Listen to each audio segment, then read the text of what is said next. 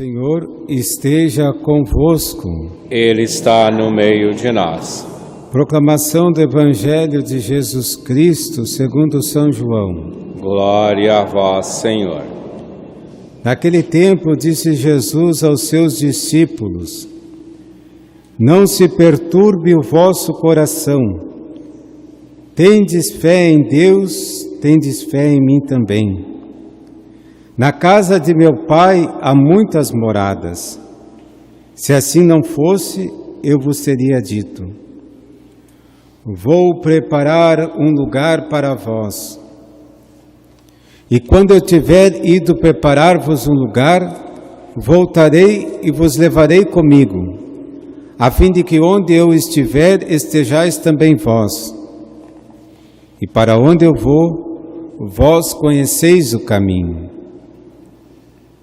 Tomé disse a Jesus: Senhor, nós não sabemos para onde vais, mas como podemos conhecer o caminho? Jesus respondeu: Eu sou o caminho, a verdade e a vida. Ninguém vai ao Pai senão por mim. Palavra da salvação. Glória a vós, Senhor. Estimados irmãos, irmãs, hoje a Igreja, ela nos convida a rezar por todos os fiéis defuntos. Talvez, ao recordar dos fiéis defuntos, familiares nossos, traga no nosso coração a saudade, a bela lembrança dessas pessoas nas nossas vidas. Mas também é uma ocasião para nós refletirmos sobre a vida. Ao falarmos da morte, nós temos que entender o sentido desta vida. Então, hoje é também um dia para nós meditarmos, para nós refletirmos, para rezar pelos mortos, como diz a primeira leitura, esse santo e piedoso costume de rezar por eles, mas de pensar sobre a nossa vida. Gostaria de começar essa reflexão propondo uma pergunta: o que é a morte? O que nós experimentamos quando nós perdemos, quando morre algum familiar, uma pessoa querida? Como nós enfrentamos a morte? Podemos dizer que existem duas maneiras de enfrentar essa realidade da finitude da vida. Uma delas, de quem não tem fé, portanto não acredita em Deus e não acredita na vida eterna, e uma outra, daqueles que acreditam em Deus e que, portanto, acreditam na vida eterna.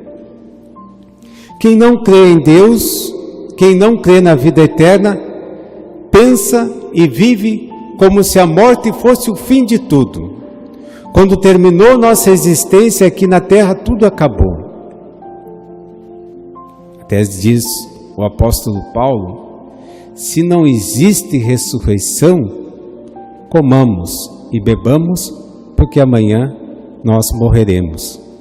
Quer dizer, se não existe vida eterna, se isso daqui é tudo, então vamos aproveitar, porque esse é o único tempo que nós temos e aqui temos que viver intensamente todas as coisas.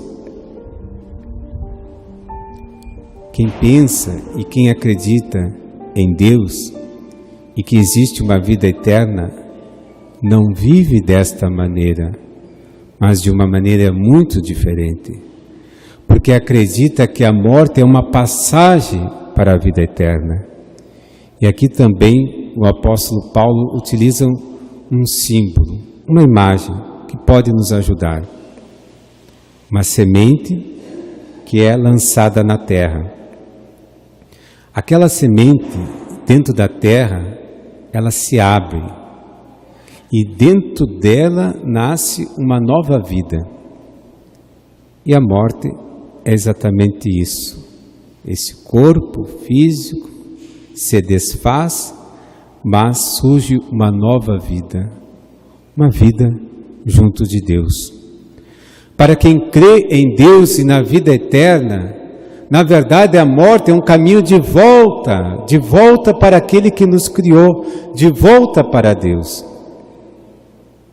Então, para a pessoa que se encontra com Deus, com o seu Criador, com o seu Pai, é um momento de felicidade.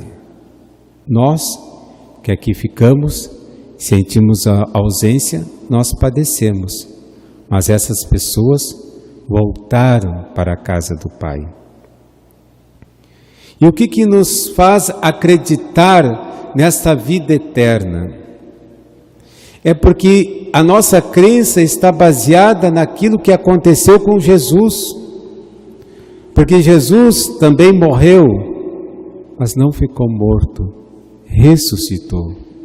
E Jesus é o primeiro, como primogênito de uma multidão de irmãos que somos nós, é o primeiro que ressuscitou e como abriu as portas da vida eterna para que a gente também passe para essa outra vida, a vida eterna. No entanto, nós não podemos negar que tanto para nós que acreditamos, como para os que não acreditam, a morte é sempre um mistério.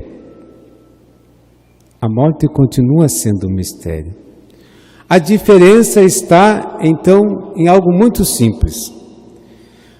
Para os que não creem, a morte é um salto no vazio. Para os que creem, a morte é um salto nos braços de Deus.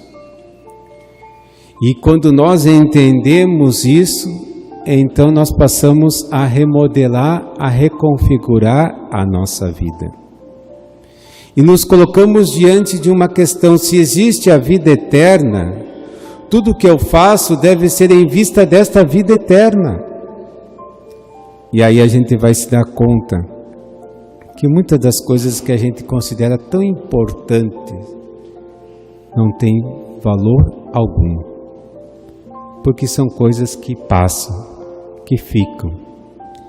E aí a gente começa a pensar o que realmente fica, o que realmente permanece, o que realmente eu devo dar importância na minha vida.